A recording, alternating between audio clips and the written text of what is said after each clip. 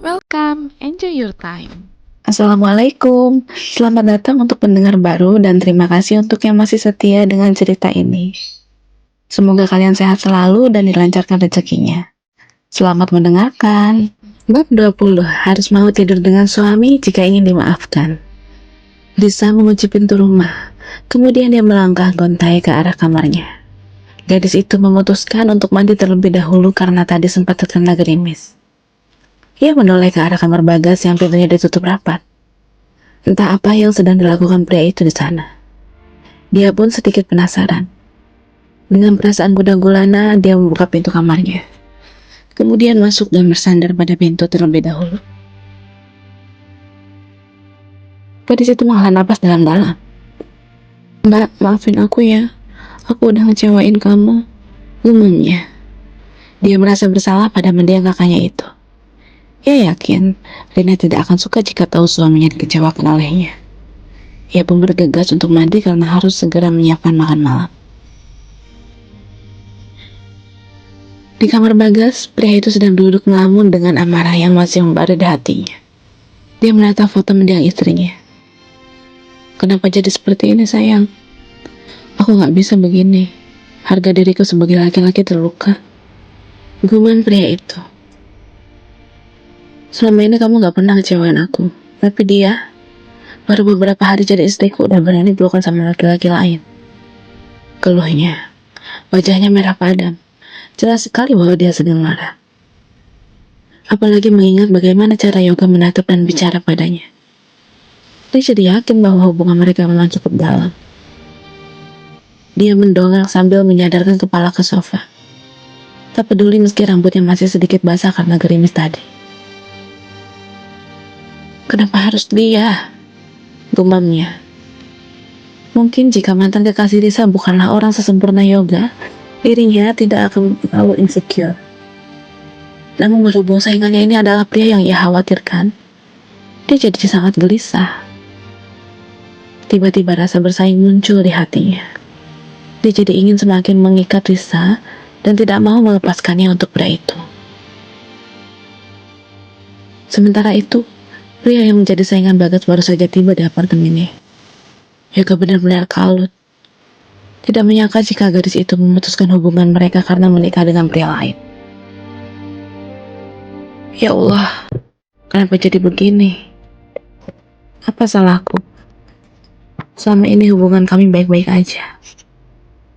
Kenapa kamu malah nikah sama laki-laki lain? Gumam pria itu. Dia duduk di lantai sambil bersandar pada tempat tidur. Bahkan baju yang ia kenakan sudah hampir kering lagi. Ia tak peduli dengan tubuhnya sendiri, sebab saat ini hatinya sudah hancur lebur. Pria itu memandangi cincin yang masih tersimpan rapi di dalam kotaknya.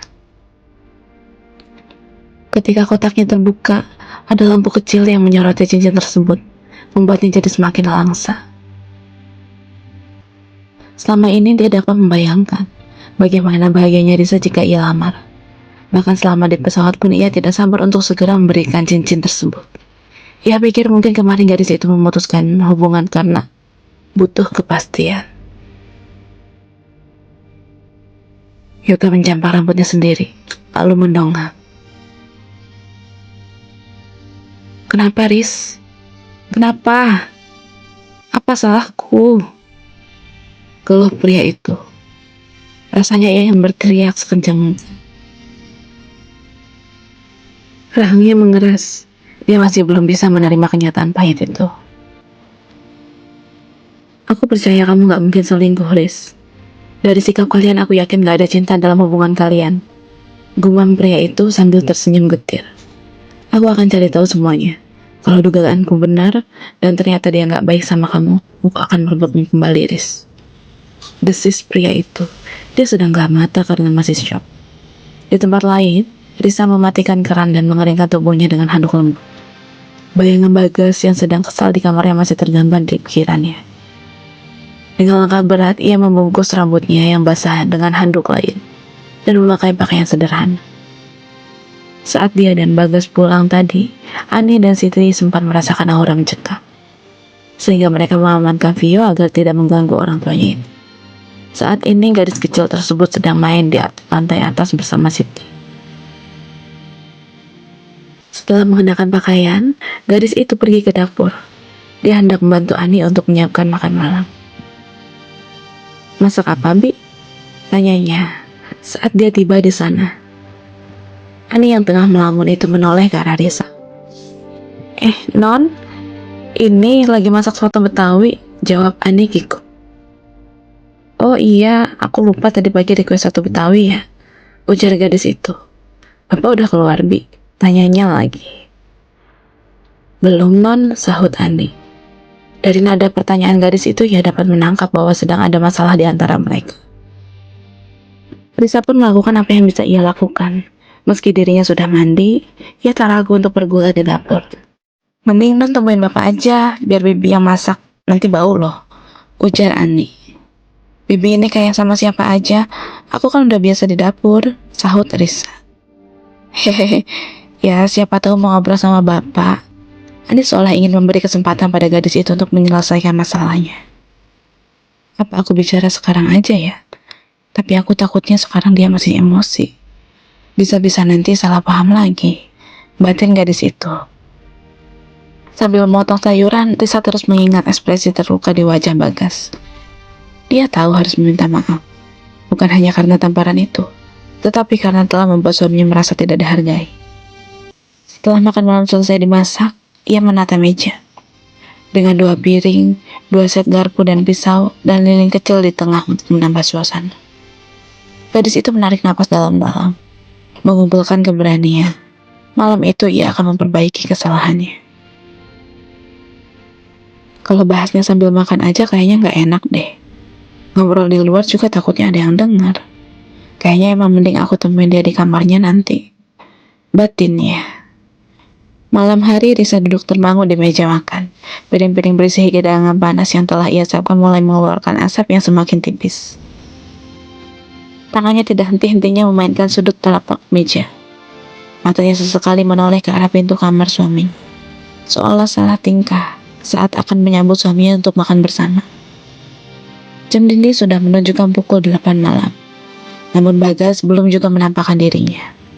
Kegelisahan makin menyergap. Hati Risa berkecamuk memikirkan kemarahan Bagas yang belum juga reda. Apa dia masih marah ya? Ini udah lewat dari jam makan.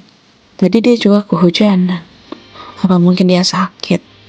Gumam gadis itu. Ya udah, aku temuin dia sekarang deh. Akhirnya dia memberanikan diri untuk pergi ke kamar suaminya itu. Dia tidak bisa menunggu lebih lama lagi. Menurutnya, masalah harus segera diselesaikan. Apalagi saat ini posisinya dia yang bersalah. Dengan langkah ragu, Risa berjalan ke arah kamar Bagas. Tangan kanannya terangkat, mengetuk pintu kamar perlahan. Suara ketukan itu seolah tenggelam oleh heningnya malam. "Mas, kita bisa bicara?" Suaranya gugup penuh penyesalan. Dia berharap suaminya itu akan mau mendengarkan penjelasan dan menerima maafnya.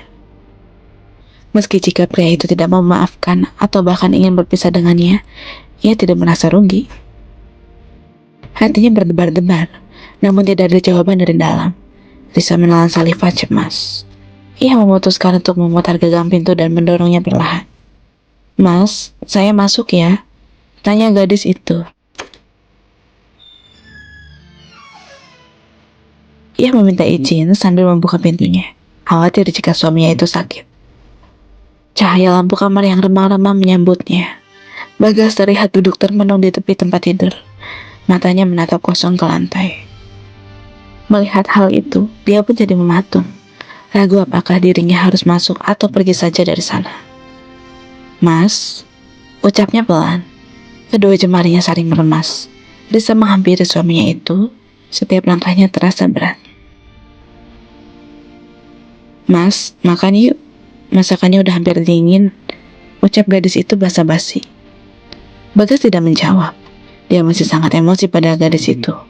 Jika ingin mengikuti egonya, dia pasti sudah mengunci pintu dan melakukan sesuatu pada istrinya tersebut. Namun saat ini dia masih cukup waras. Tadi saja ia hanya melakukan serangan kecil, Risa sudah menamparnya. Bagaimana jika sampai ia mengambil haknya sebagai suami secara paksa? Bisa-bisa gadis itu semakin membencinya. Tidak mendapat jawaban dari pria itu, akhirnya Lisa kembali bicara. Mas, saya minta maaf atas semuanya. Saya tahu Mas marah, tapi tolong jangan seperti ini. Suaranya bergetar. Saya benar-benar minta maaf atas apa yang terjadi hari ini. Saya nggak bermaksud. Risa berhenti bicara saat Bagas mengangkat wajahnya. Matanya yang sembab menatapnya tajam. Ada kekecewaan dan rasa sakit yang mendalam tergambar di wajahnya. Membuat gadis itu semakin tidak tahan untuk menatapnya lebih lama. Kamu serius meminta maaf? Tanya pria itu. Risa mengangguk dengan ragu. Hatinya jadi berdebar-debar melihat reaksi suaminya itu. Rasanya ia takut hingga sulit untuk bernapas. Iya mas, saya sadar saya salah, tapi saya bisa jelaskan semuanya. Tutur gadis itu gugup. Bagas menggelengkan kepala. Saya nggak butuh penjelasan kamu. Kalau kamu mau saya maafkan, cuma ada satu syarat. Ucap pria itu tanpa ragu. Apa? Gadis itu semakin kikuk. Takut jika persyaratan yang diberikan suaminya itu cukup berat. Mulai malam ini kamu harus tidur sama saya. Pinta pria itu tegas. Bersambung.